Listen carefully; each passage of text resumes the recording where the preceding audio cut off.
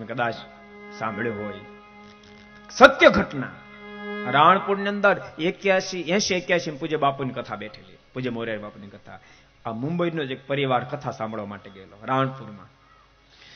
અમીર માણસ કથામાં જતો હતો, રસ્તા એક મોચી બૂટ પોલિશ કરતો બેઠો હતા. એની પાસે જઈને બૂટ પોલિશ કરાવતા કરાવતા અમીરે પ્રશ્ન કર્યો, તમે કથામાં આવો છો? પેલા ગરીબ માણસના મોઢામાં શબ્દ નીકળે, અમારે એવા ક્યાંથી ભાગ્યો મેં કથામાં આવી શકે. કેમ? તો કથામાં આવું તો ઘરના બધાને ખવડાવું છું. એ બૂટ પોલે ચાલતો હતો, વાતો થતી હતી. પેલા અમીરના મનમાં એમ થયું, આ તો બહુ ગરીબ છે, તો આને મારે કઈક મદદ કરવી. એમ નિર્ધાર કરીને 10 રૂપિયા નોટ કાઢીને એના હાથમાં આપી.